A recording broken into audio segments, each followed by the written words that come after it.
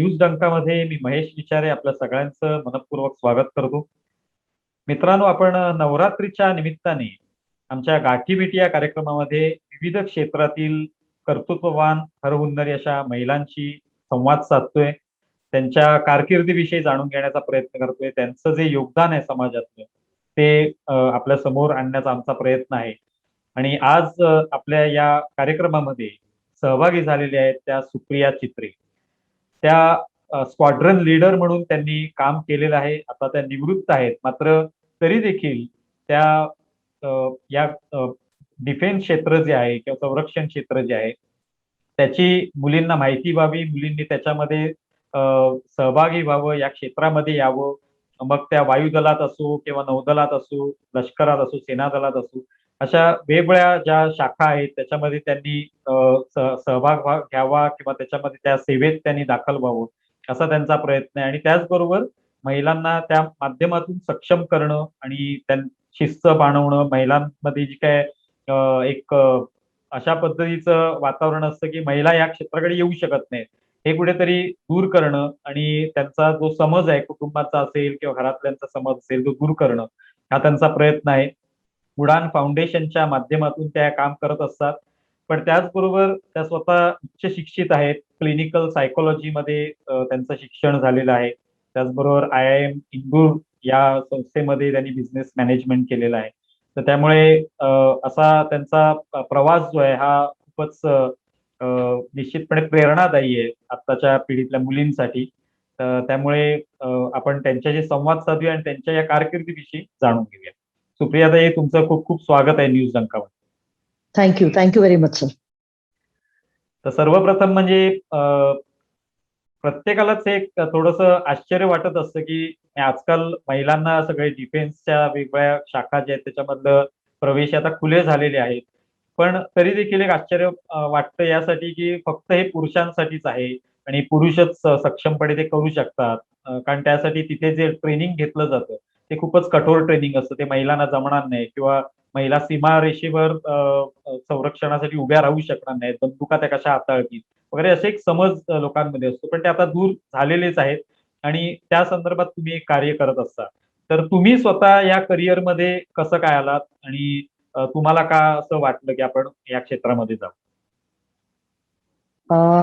So to start with Mahesh sir, माझं विमानांकडे आणि संरक्षण दलाकडे खूप लहानपणापासून फॅसिनेशन आहे. म्हणजे खूप लहान असतानाच 3री-4थी मध्येच मी डिसाईड केलं होतं की मला पायलटच व्हायचंय म्हणून, आणि मला युनिफॉर्म घालायचं. म्हणजे बेसिकली मला एअरफोर्समध्ये जायचं हे मी खूप लवकर डिसाईड केलं होतं. प्युअर सिव्हिलियन बॅकग्राऊंड आहे माझं, म्हणजे असं काही कोणी घरातून होतं किंवा असं काही नाही.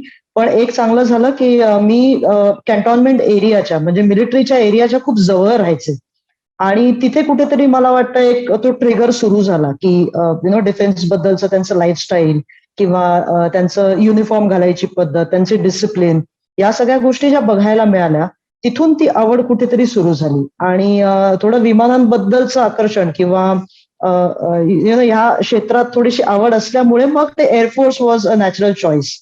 सो असं काहीतरी ते प्रवास सुरू झाला. आणि त्याच्यानंतर स्कूल्समध्ये स्काउट्स गाईड्स होते तर तिथे मी होते. त्याच्यानंतर मी NCC कॅडेट होते. सो हे एक एक करून जसे टप्पे पार करत गेले तसं अजून त्या क्षेत्राबद्दलचं आकर्षण वाढत गेलं, आणि आय थिंक तिथे कुठेतरी सुरुवात झाली या सगळ्या जर्नीची.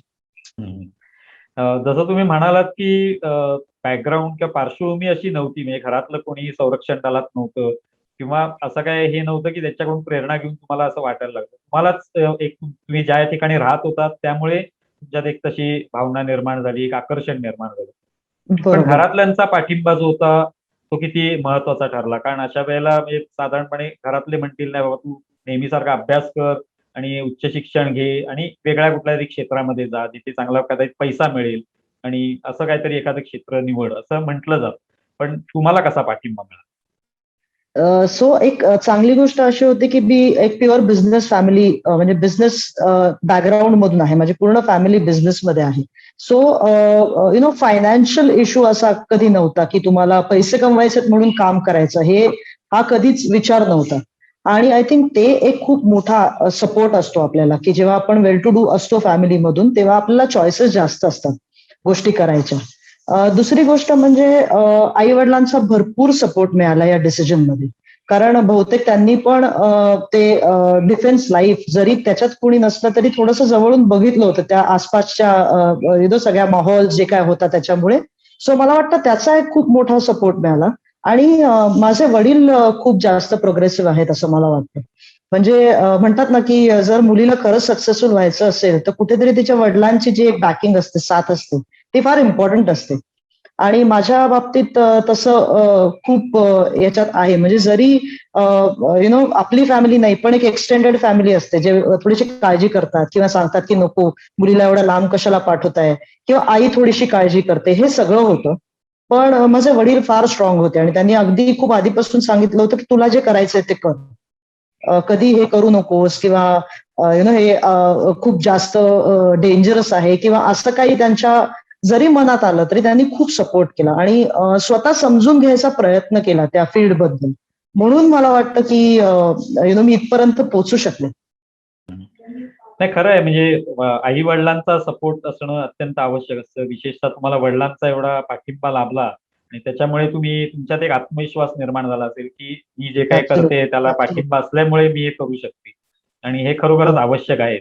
अ, आत्ताच्या ह्याच्यात तुम्हाला कसं वाटतं, की आत्ताच्या ज्या पिढीतल्या मुली आहेत त्यांना घरातून असा पाठिंबा मिळणं, आणि आता तुम्ही स्वतः उडान फाउंडेशन ही संस्था चालवता, तर अनेक मुली येऊ इच्छित असतील, पण त्यांच्या पालकांकडून कसा पाठिंबा असतो किंवा तुम्ही त्यांना काय सुचवता, त्यांच्याशी संवाद साधता आणि त्यांच्यात म्हणजे पालकांमध्ये काही बदल घडवण्याचा प्रयत्न करता का? सो असं आहे ना, की दोन्ही टाईपचे पालक आहेत आपल्याकडे. एक जे प्रचंड सपोर्टिव्ह आहे. म्हणजे जरी म्हणजे मुलींना पण तेवढ्या गोष्टी माहीत नसतील, तेवढ्या पालकांना माहिती आहे. ते सगळी स्टडी करून ठेवतात. ते अगदी खूप लोकांना भेटतात. माझ्याकडे मुलींना घेऊन येतात, की तुम्ही यांना मोटिव्हेट करा किंवा सांगा तुमच्या लाईफबद्दल. आणि दुसऱ्या साईडला अशा मुली आहेत ज्यांना या क्षेत्रात जायचंय, पण पालक खूप घाबरतायत. आणि अशा दोन्ही टाईपचे पालक भेटतात. जे घाबरतात त्यांना खूप मिथ्स आहेत डोक्यात. त्यांना फार असं वाटत असतं, की हे क्षेत्र सेफ आहे की नाही? आपण मुलींना इथे पाठवायला पाहिजे की नाही? किंवा नंतर त्यांचं फ्युचर कसं असेल? लग्नानंतर त्या कशा ॲडजस्ट करतील? फिक्स टाईम नसतं ड्युटीचं किंवा ट्रेनिंग डिफिकल्ट असतं. ह्या सगळ्या मिथ्स त्यांच्या डोक्यात असतात. सो जेव्हा माझ्याकडे येतात तेव्हा मी माझ्या परीने खूप प्रयत्न करते त्यांना समजवायचं, की डिफेन्स ही गोष्ट अशी आहे. एक तर पहिली गोष्ट मला वाटतं, की प्रचंड सिक्युअर आहे मुलींच्या दृष्टीने. कारण खूप रिस्पेक्ट आहे मुलींसाठी.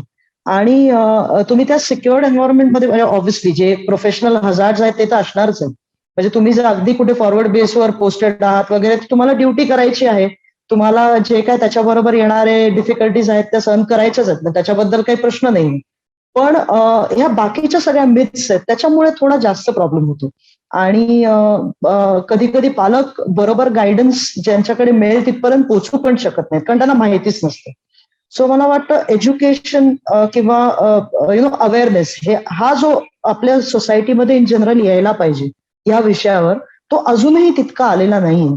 आणि म्हणून उडानची सगळी धडपड आहे की लोकांपर्यंत पोचायचं, मुलींपर्यंत पोचायचं.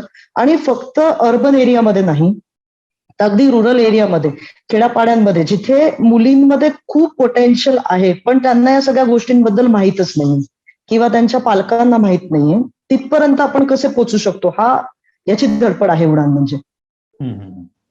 आता तुम्ही म्हणालात, की शहरी भागातच नव्हे तर ग्रामीण भागातल्या सुद्धा मुली ज्या आहेत त्या येऊ इच्छितात, त्यांच्यामध्ये क्षमता आहे. तर अगदी. तुम्हाला आता ह्या फाउंडेशनच्या माध्यमातून कसं दिसतंय चित्र, की हा जो सपोर्ट आहे मुलींना मिळणारा असेल आणि मुलींची संख्या ही वाढतेय का ह्या क्षेत्राकडे येऊ इच्छिणाऱ्या मुलींची? म्हणजे वेगवेगळी त्याच्यातल्या ड्युटी करणं, काही जण सैनिकच बनायचं असेल, काही जण त्याच्यात डॉक्टर बनायचं असेल, पण लष्करात जाऊ आपण, वायुदलामध्ये जाऊ, अशी इच्छा असणाऱ्या मुलींची संख्या वाढते असं तुम्हाला दिसतं?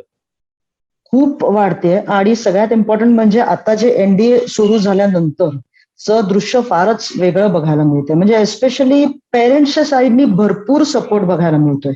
आणि म्हणजे खरंच कौतुकास्पद आहे ती गोष्ट. एवढे लोक स्वतःहून येत आहेत पुढे, विचारतायत, त्याच्याबद्दलचं नॉलेज घेत आहेत.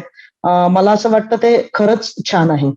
दुसरं म्हणजे याच्या आधी सुद्धा मुली येऊ इच्छित नव्हत्या अशातला भाग नाही, पण त्यांच्यासाठी फार रस्तेच ओपन नव्हते जे असायला पाहिजे होते. फॉर एक्झाम्पल एनडीए आता जवळपास आपल्या इंडिपेंडन्सच्या 70 वर्षानंतर एनडीए मुलींसाठी खुलं झालंय. म्हणजे 16 वर्षात किंवा 17 वर्षात आपण जेव्हा एखाद्या प्रोफेशन बद्दल विचार करतो आणि तेच जे आधी मुलींसाठी अगदी 21-22 वर्षापर्यंत त्यांना वाट बघायला लागायची, तर तो जो काळ होता तो फार जास्त होता. आणि तोपर्यंत मग काही मुलींचं लग्न होतं, काही मुलींची थोडीशी वाट चेंज होते, काहींचं जे पॅशन आपण म्हणतो, जे कमी वयात जे पॅशन असतं ते तोपर्यंत राहणं थोडंसं डिफिकल्ट होतं. सो मला वाटतं की आता ह्याचं स्वरूप खूप बदललेलं आपल्याला दिसणार आहे. खूप मुली त्याच्यामध्ये येणार आहेत आणि खूप सिनियर रँक्स पर्यंत लेडी ऑफिसर्स जाणार आहेत. म्हणजे बहुतेक आपल्याला अजून एक 15-20 वर्षानंतर चीफ पण कोणीतरी लेडी ऑफिसर असलेले दिसेल आपल्याला, आणि ते आपल्याला बघायचं इनफॅक्ट, की मग काय चेंजेस होत आहेत आणि मग कशा गोष्टी बदलतायत ते. खरोखर येणाऱ्या भविष्यामध्ये आपल्याला नक्कीच तसं पाहायला मिळेल की लष्कराचे किंवा वायुदलाचे, नौदलाचे जे प्रमुख आहेत त्या ठिकाणी एखादी महिला असेल आणि ती सुद्धा तेवढ्याच सक्षमपणे ते पद जे आहे ते घेऊ शकतील, असं आपल्याला पाहायला मिळेल. तुमच्या उडान या संस्थेविषयी सांगा. मी त्याचं कार्य थोडक्यात कसं तुम्ही ते करता, कशा पद्धतीने मुली तिथे येतात, कसं ट्रेनिंग त्यांचं चालतं, कोणत्या प्रकारचं ट्रेनिंग असतं? बरं.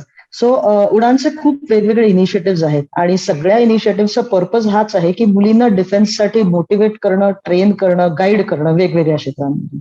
सो आमच्याकडे काही रेसिडेन्शियल कॅम्प्स होतात जिथे मुली येऊन आमच्याकडे राहतात आणि त्यांना पूर्ण मिलिटरीमध्ये कसं ट्रेनिंग होतं त्याचा एक छोटासा काय म्हणतात ट्रेलर सारखं त्या कॅम्पमध्ये दाखवलं जातं. कारण असं खूप वेळा मला जाणवलं की आपल्याला ना फक्त पिक्चर बघून किंवा असं वरून वरून मिलिटरी बद्दल खूप आकर्षण असतं, पण ऍक्च्युली तिथे जाऊन तुम्हाला काय काय करावं लागणार आहे आणि त्याच्यासाठी तुमची तयारी आहे का, हे दाखवण्यासाठी हे रेसिडेन्शियल कॅम्प्स उडानमध्ये घेतले जातात.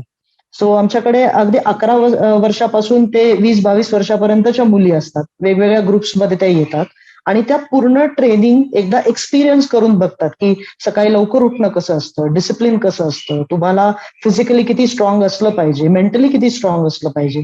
आणि त्या एक्सपिरियन्स नंतर मग लोक जास्त छान ठरवू शकतात की तुम्हाला खरंच या फील्डमध्ये जायचंय का नाही जायचंय. कारण या फील्ड बद्दलचे चुकीचे डिसिजन त्याच वेळात जर आपण ठरवून घेतलं तर ते चांगलं आहे एका सर्टन एजमध्ये. तिथे गेल्यानंतर सिलेक्शन झाल्यानंतर मग ट्रेनिंग मध्ये गेल्यानंतर मग वाटणं की नको नको आता आपण परत जाऊया. It is lot of waste of effort असे आणि वेस्ट ऑफ सीट ऑल्सो असं मला वाटतं. सो हा एक इनिशिएटिव्ह आमचा आहे. मग त्याच्यानंतर एनसीसी सारखाच एक पॅरलल कोर्स म्हणजे दर संडेला 3 तास मुली आमच्याकडे येतात आणि त्या एनसीसी सारखंच म्हणजे ड्रिल, फायरिंग किंवा काही डिफेन्स स्टडीजचे काही विषय आहेत, काही एसएसबी इंटरव्ह्यूला लागणारे विषय आहेत ते, मग योगा, मेडिटेशन, सेल्फ डिफेन्स या सगळ्याची ट्रेनिंग आम्ही त्यांना तिथे देतो. ती पण एक कंटिन्युअस तयारी आहे की तुम्हाला जर या क्षेत्रात जायचं तर थोडं थोडं थोडं करून तुम्ही एक रेग्युलर त्या प्रॅक्टिसमध्ये राहा किंवा तयारीमध्ये राहा. सो तो एक प्रोग्राम आहे आपला. त्याच्यानंतर आपण एनडीएचे, सीडीएस, ऍफकॅट ह्या सगळ्यासाठी मार्गदर्शन उडानमध्ये अवेलेबल आहे. सो या सगळ्या गोष्टी वेगवेगळ्या माध्यमातून ऑल्सो आपण वेगवेगळ्या स्कूल्स आणि कॉलेजेसमध्ये जाऊन मुलींसाठी लेक्चर्स किंवा छोटे छोटे वर्कशॉप्स 2-3 दिवसाचे वर्कशॉप ज्याच्यामध्ये त्यांना बेसिकली अवेअर करणं की ही फील्ड कशी चांगली आहे, तुमच्या प्रत्येक प्रोफेशन मधून तुम्हाला कसं त्याच्यामध्ये एंट्री घेता येऊ शकते आणि ओव्हरऑल तिकडचं लाईफ कसं असणार हे आपण वर्कशॉप्स मधून मुलींना शिकवतो. आणि आतापर्यंत एक प्रॉपर ट्रेनिंग मध्ये जवळपास एक 400-450 मुली लास्ट 3 वर्षात आपण ट्रेन करून झालेल्या आहेत आणि अजून ते ट्रेनिंग प्रोग्राम चालू आहेत. मग आता या तुमच्या फाउंडेशनच्या माध्यमातून किती अशा मुली ज्या आहेत त्या लष्करामध्ये किंवा वायुदलात किंवा नौदलात अशा दाखल झाल्या आणि त्यांना हे असं वाटतंय की आपण जे करिअर निवडलं ते उत्तमच करिअर होतं आणि जी ट्रेनिंग आपण घेतली तुमच्या संस्थेच्या माध्यमातून ती खरोखरच फळलेली आहे, असं किती मुली आहेत? इनफॅक्ट आता प्रेझेंटली ही जी एनडीएची पहिली बॅच आहे ती आता पहिली एक्झाम नोव्हेंबरमध्ये देते आणि ऑल्सो आमची जी सीडीएसची बॅच पण आहे ती आत्ताच एक्झाम देईल. सो बेसिकली लास्ट जे 2-3 वर्षापासून याच्यामध्ये जी मेहनत चालली आहे त्याचे फ्रुट्स आता दिसायला ऍक्च्युली सुरुवात होणार आहे. ज्या एज ग्रुपमध्ये आम्ही ट्रेनिंग सुरू केलंय आधी तर मुलींना फक्त ग्रॅज्युएशन पर्यंत थांबवायलाच लागत होतं. सो म्हणून ते सीडीएसचं ट्रेनिंगची बॅच पण आत्ता आणि एनडीएची बॅच पण आत्ता देणार आहे. सो जर हा प्रश्न तुम्ही अजून 2-3 महिन्यांनी मला विचारलात तर मी तुम्हाला अजून कॉन्क्रीट याचं उत्तर देऊ शकेन. नाही, नक्कीच. म्हणजे आमची शुभेच्छा आहेत की अनेक मुली Absolutely. तुमच्या फाउंडेशनच्या माध्यमातून किंवा इतरही ठिकाणाहून त्या जाव्यात आणि जास्तीत जास्त त्यांना या शाखा ज्या आहेत लष्कराच्या, वायुदलाच्या याच्यात काम करण्याची संधी मिळावी, जेणेकरून एक चांगला समाज निर्माण होऊ शकतो. म्हणजे Absolutely. हा एक मला असं वाटतं की जे तुम्ही ट्रेनिंग देताय सध्याच्या काळामध्ये आपण पाहतोय की कुठेतरी म्हणजे महिलांवर होणारे अत्याचार असतील किंवा एकूणच काही शिस्तीचं अभाव असेल, तर यासाठी हे किती ट्रेनिंग महत्वाचं आहे. म्हणजे त्याने पुढे लष्करात जावं किंवा वायुदलात जावं, नौदलात जावं हा नंतरचा प्रश्न. पण शिस्त Absolutely. जी आहे ती खूप महत्वाची आहे आणि त्या दृष्टीने हे असं ट्रेनिंग जे आहे का छोटासा कोर्स करणं किंवा 1 महिन्याभराचा तर असा कोर्स करणं आणि स्वतःच्या अंगी शिस्त बाणवणं, जेणेकरून आपण एक चांगला समाज, चांगली व्यक्ती म्हणून तयार होऊ. तर हे किती महत्वाचं? सर खूप जास्त महत्वाचं आहे. कारण मला असं वाटतं की सगळ्यात मोठा प्रॉब्लेम आपल्या समाजाचा हाच आहे की मुलींमधला कॉन्फिडन्स आपण बिल्टअप होऊनच देत नाही. आपण त्यांना इतके सपोर्ट सिस्टम्स आणून ठेवतो साईडनी, म्हणजे आपल्याला असं वाटतं की त्यांचं प्रोटेक्शन हे आपलं काम. प्रत्येक वेळी एखादा इन्सिडेंट होतो, हॅरासमेंटचा इन्सिडेंट होतो किंवा असा कुठलाही इन्सिडेंट होतो, तेव्हा सगळ्यात पहिले आपण गव्हर्नमेंट काय करतंय, लॉ काय करतंय किंवा या मुलींनी रात्री बाहेर जायलाच नको होतं किंवा तिच्या बरोबर कोणीतरी असायला पाहिजे होतं, हेच विषय सुरू होतात. कोणीही हा विचार नाही करत की आपण आपल्या समाजातल्या मुलींना सक्षम कसं करू शकतो. कारण at the end of the day survive तर त्यांनाच करायचंय. ह्याच विचारामध्ये आमची एक पॅरलल विंग जी सेल्फ डिफेन्ससाठी काम करते, म्हणजे मुलींना सेल्फ डिफेन्सचं ट्रेनिंग देण्यासाठी काम करते, ती पण पॅरलली चालू आहे. सो आता काय होतं की लहानपणापासून ना पेरेंट्स सगळ्यात पहिले की म्हणजे आपण मुलींना डान्स क्लासला टाकू, आपण त्यांना चित्रकला शिकवू, आपण त्यांना विणकाम शिकवू, आपण कुकिंग शिकवू, ह्या सगळ्याबद्दल विचार करतात. पण जेव्हा आपल्याला माहितीये की आपल्या समाजाची परिस्थिती काय आहे आणि मुलींना याच समाजात पुढे तेवढंच फाईट करून राहायचंय, तर मला असं वाटतं की इनिशियलीच आपण त्यांना लहानपणापासूनच ते शिक्षण देणं सुरू करायला पाहिजे. बाकी काही नाही तर तुम्ही स्वतःला कसं प्रोटेक्ट करायचं.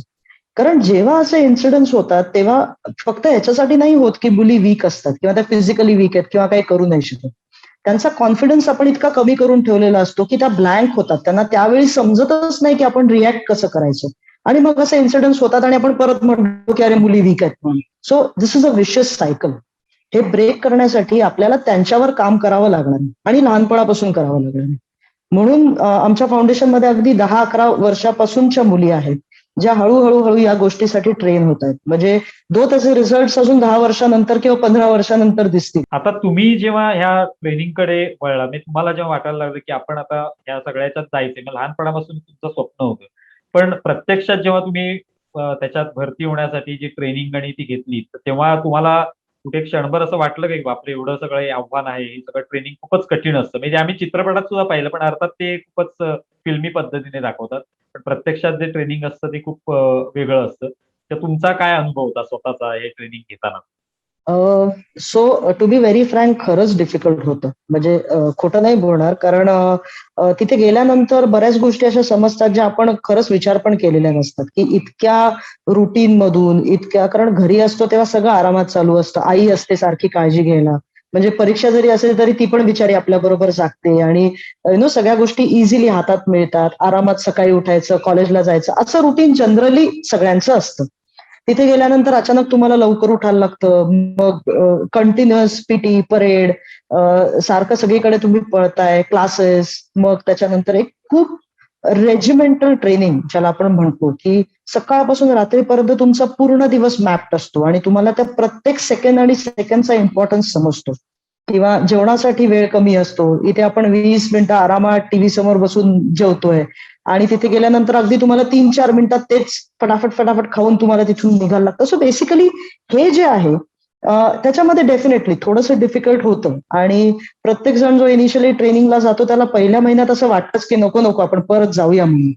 पण at the end of the day मग तुम्हाला किती ती गोष्ट पाहिजे आणि तुम्ही किती डिटरमाइंड आहात to finish that entire process is absolutely important.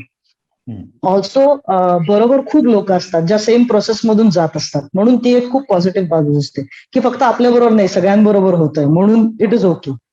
Plus तुमचे सिनियर्स असतात तुम्हाला गाईड करायला आणि खूप सुंदर गाईड करतात प्रत्येक स्टेजमधून. जेवढ्या एक्झाम्स असतात तिकडे किंवा जे काही आहे, द काइंड ऑफ काय म्हणतात कमराडरी जी तुमच्या लोकांबरोबर बिल्ड होते किंवा त्यांच्याबरोबर जे असं एक सुंदर असं सपोर्ट सिस्टम बिल्ड होतो. मला वाटतं that takes you through the training. It is definitely difficult, पण इट इज वर्थ इट. एवढंच सांगू शकेन आता तरी. आणि you have to see it to believe it. खरोखरच ते ट्रेनिंग जे आहे ते म्हणजे आपण चित्रपटात पाहतो ते वेगळं, पण ते प्रत्यक्षात त्याचा अनुभव घेणं म्हणजे थोडंसं कठीण वाटतं. पण ते घेतलं की निश्चितपणे आपल्याला स्वतःचा आत्मविश्वास वाढतो की आपण हे करू प्रश्नच शकतो नाही. म्हणून. प्रश्नच नाही.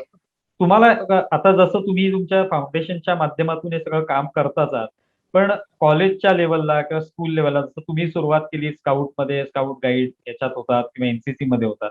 तर कॉलेजच्या स्तरावर हे जे एनसीसीचं प्रशिक्षण आहे, हे सगळ्यांना मिळावं असं तुम्हाला वाटतं का? की जेणेकरून त्याच काळामध्ये मुलं जी आहेत ती शिस्तबद्ध काम करतील आणि एकंदरीतच एकमेकांकडे बघण्याचा त्यांचा दृष्टिकोन आणि देशप्रेम किंवा कसं वागलं पाहिजे आपण समाजामध्ये हे कुठेतरी त्यांच्यामुळे बिंबवलं जाईल.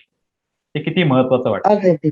बेसिकली एनसीसीचा पर्पज हाच होता. जेव्हा एनसीसी ही म्हणजे ही कन्सेप्ट जेव्हा आली होती, तेव्हा लीडरशिप ही मुलांमध्ये म्हणजे स्कूल आणि कॉलेज लेवलच्या मुलांमध्ये डेव्हलप करायची आणि त्यांना थोडंसं डिसिप्लिन या माध्यमातून आणायचा हाच मेन उद्देश हाच होता. पण आता प्रेझेंट इश्यू असा झालाय की बटालियन्स जेवढे आपल्याकडे आहेत त्याच्यापेक्षा मुलं खूप जास्त आहेत. आणि it is on your choice basis. म्हणजे ज्यांना करायचंय किंवा ज्यांना या फील्डमध्ये जायचंय तीच लोक जनरली एनसीसी ऑप्ट करतात. कुठल्याही शाळेच्या किंवा कॉलेजच्या करिक्युलममध्ये म्हणजे एक रेग्युलर शिस्तबद्ध करिक्युलम असा फार कमी, म्हणजे मिलिटरी स्कूल्स किंवा सैनिक स्कूल्स सोडल्या तर बाकी कुठल्या प्रायव्हेट स्कूल्स किंवा कॉलेजेसमध्ये किंवा इव्हन गव्हर्नमेंट एडेड कॉलेजेसमध्ये पण असं काही एक प्रोग्राम नाही जो ऍक्च्युली असू शकतो. म्हणजे एक तुम्ही दिवसभराचं एक रुटीन किंवा एक फक्त काही पिरियड्स ऑफ परेड किंवा मोटिवेशन लेक्चर्स किंवा अशा काही गोष्टी जरी करिक्युलम मध्ये रेग्युलर याच्यामध्ये ऍड केल्या तरी त्याच्यात काही म्हणजे मला असं वाटतं ते सोपं आहे, करण्यासारखं आहे आणि करायला पाहिजे. कारण तुम्ही नंतर ही फील्ड चूज करा किंवा नका करू, पण डिसिप्लिन ही जी गोष्ट आहे ही प्रत्येक फील्डमध्ये लागते. हे तुमच्या आयुष्याच्या प्रत्येक टप्प्यावर तुम्हाला लागणारच आहे. सो मला वाटतं डिसिप्लिन इज द मंत्र फॉर सक्सेस. कुठल्याही फील्डमध्ये जा तुम्ही. नाही, खरं आहे. पण तुम्हाला असं वाटतं का की म्हणजे भले ते तुमच्या चॉईसनुसार त्या एनसीसी तुम्हाला निवडायचे किंवा नाही निवडायचे हे तुम्ही ठरवू शकता. पण कुठेतरी असं जसं ते एनसीसीचं आहे ते समजा 3-4 वर्षाचा कोर्स आहे, 3-4 वर्ष तुम्हाला कंटिन्यू करायचे. पण तसं न करताही तुम्ही समजा 1 महिन्याचा कोर्स असा कॉलेजमध्ये ठेवला की अगदी जेणेकरून अगदी तुम्हाला ऍब्सोल्युटली. युनिफॉर्म मध्ये कसं तुम्ही राहू शकता, तुम्हाला केस कापले पाहिजे, तुम्ही व्यवस्थित राहिलं पाहिजे, शेव केलेली पाहिजे किंवा प्रत्येकाने डिसिप्लिन ऍब्सोल्युटली. वागलं पाहिजे. तर हे कुठेतरी सक्ती त्यांच्यावर सक्ती म्हणण्यापेक्षा एक प्रत्येकाने ते करावं, जेणेकरून त्याला चांगलं एक लाईफ जगता येईल. सक्ती म्हणण्यापेक्षा एक अनुभव एका वेगळ्या लाईफचा. म्हणजे कसं आपण आपल्याकडे पॅट्रिऑटिझम फक्त 26 जान आणि 15 ऑगस्ट पर्यंतच राहिलेला आहे actually, to be very frank. जे मुलं हे एनसीसी मध्ये वगैरे आहेत ते करतात, नो डाऊट अबाउट इट, आणि खूप मन लावून करतात. पण जे बाकी सगळे लोक आहेत त्यांना सुद्धा याचा एक अनुभव मिळावा हे जास्त इम्पॉर्टंट आहे. फक्त एक्सपिरियन्स करण्यासाठी त्याच्यानंतर प्रत्येकाचं आपलं आपलं चॉईस आहे की तुम्हाला ते पुढे कंटिन्यू करायचंय का नाही करायचं. पण मला असं वाटतं की ज्या ज्या लोकांना याचा अनुभव मिळतो, आतापर्यंत मला कोणी असं भेटलेलं नाही जे म्हणतात की नाही हे काही आपल्याला जमणार नाही किंवा ह्याच्यात मजा नाही. कारण प्रत्येकामध्ये कुठे ना कुठे पॅट्रिऑटिझम असतो. जर तुम्ही जनरली पण जाऊन शाळा कॉलेजेसमध्ये विचारलं की किती लोकांना आर्मी जॉईन करायला आवडेल, तर खूप हात वर येतात, खूप. किंवा मी तुम्हाला जरी विचारलं तरी तुम्ही म्हणाल मला कुठेतरी एक होतं मनात. प्रत्येक जण हे मला म्हणतो. सो तेच फक्त थोडंसं अजून एका लेवलला वर घेऊन जाऊन लोकांना ते रिअलाइज करून देणं, माझ्या मते that is good enough. Good enough. नाही, खरं आहे. म्हणजे सगळ्यांनाच ते त्या ह्याच्यातून गेले तर त्यांनाही ते कळेल की कसं हे ट्रेनिंग आहे, कशी शिस्त स्वतःमध्ये बाणवली पाहिजे. एक त्याच्याबद्दल आदर सुद्धा निर्माण होऊ शकेल त्यांच्यामध्ये किंवा आपण ऍब्सोल्युटली. त्यांच्यापेक्षा वेगळे आहोत असं काही वाटणार नाही. सगळे आपण आपण सुद्धा हे ट्रेनिंग मधला एक भाग होतो असं त्यांना वाटू शकतं मुलांना. अगदी तुमचा अगदी. स्वतःचा अनुभव काय, म्हणजे जेव्हा तुम्ही आता एक स्क्वॉड्रन लीडर म्हणून तुम्ही काम केलेलं आहे, तर त्यातला काही एखादा अनुभव आम्हाला सांगू शकाल का? म्हणजे जो तुम्ही कदाचित इच्छा असेल तुमची की हा अनुभव मला घेता येईल का किंवा घ्यायला मिळाला जो अविस्मरणीय होता? तसं तर पूर्ण फोर्सेसचा जितका माझा 10 वर्षाचा टेन्युअर आहे, प्रत्येक गोष्ट इज ते ट्रेजर सारखं आहे. प्रत्येक गोष्ट मला आठवते आणि प्रत्येक दिवस इम्पॉर्टंट असतो. पण कुठल्याही फौजीला जर तुम्ही विचाराल तर सगळ्यात मोठा अनुभव असतो की जेव्हा तुम्ही ते रँक्स खांद्यावर चढवतात, तो जो अनुभव आहे, जेव्हा तुमचे आई वडील तिथे असतात. माझ्या बरोबर माझ्या दोघी आज्या सुद्धा होत्या तिकडे. कुठल्याही फौजीला जर तुम्ही विचारलं त्याचा सगळ्यात पहिला आणि सगळ्यात सुंदर अनुभव हा रँक्स घालणंच असतं. आणि तसं ते ज्या पूर्ण सेरेमनीचं ग्रँड्युअर आहे किंवा जेव्हा तुम्ही ओथ घेता पहिल्यांदा की तुम्ही तुमच्या देशाला सगळ्यात पहिले ठेवाल आणि त्याच्यानंतर तुमच्या बरोबर जे काम करणार आहेत त्या लोकांना नेहमी तुम्ही दुसरी प्रायोरिटी द्याल आणि तुमची प्रायोरिटी सगळ्यात शेवटची असेल. ही जेव्हा तुम्ही ओथ घेता मला वाटतं तो मुवमेंट खूप इमोशनल करणारा असा मुवमेंट असतो की तुम्ही एक एवढं मोठी जबाबदारी तुमचा देश तुमच्या खांद्यावर टाकतोय. I think that is the most memorable movement.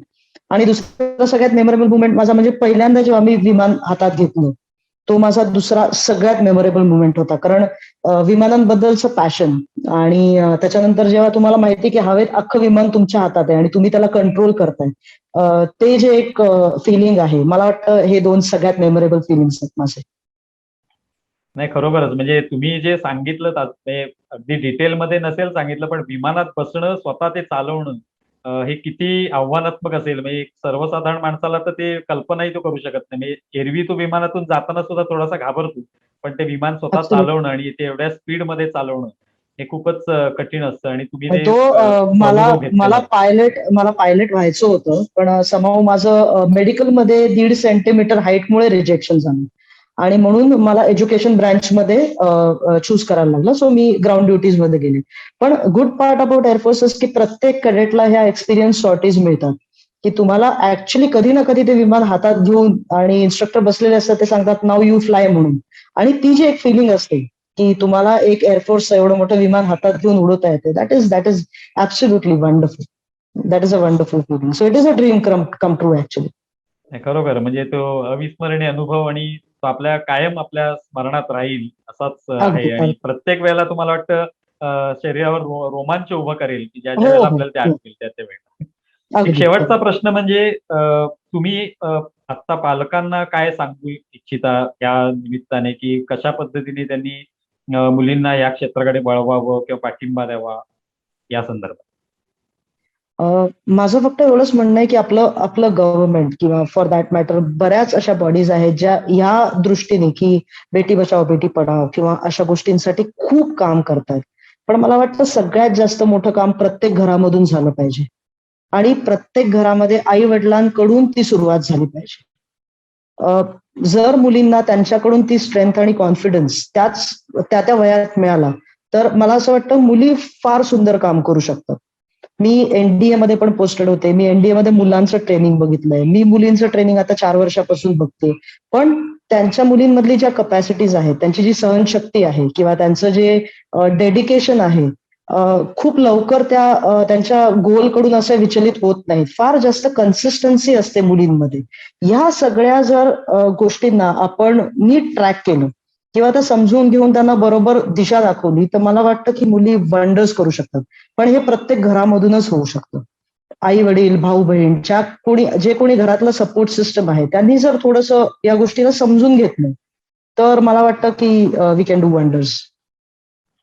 खरं आहे की तुम्ही हा जो शेवटचा संदेश दिलात तो खूपच महत्वाचा आहे की घराघरातून ही सुरुवात व्हायला पाहिजे आणि मुलींमध्ये क्षमता आहेच. म्हणजे सक्षमीकरण हा शब्द जरी असला तरी मुलींमध्ये पहिल्यापासून क्षमता आहे आणि त्या निश्चितपणे करून दाखवू शकतात आणि त्यांनी दाखवलेलं आहे वेगवेगळ्या क्षेत्रामध्ये. जी क्षेत्र आता खुली झाली आहे असं म्हणतायत, तर त्या क्षेत्रात खरं तर त्या आधीच यायला हव्या होत्या. पण असो, आता मुली वेगवेगळ्या क्षेत्रात करून दाखवत आहेत आणि त्यांच्यामध्ये क्षमता आहे. कदाचित मुलां एवढीच किंवा त्यांच्याही पेक्षा जास्त क्षमता त्यांच्यामध्ये आहे, हे त्यांनी दाखवलेलं ऍब्सोल्युटली. आहे.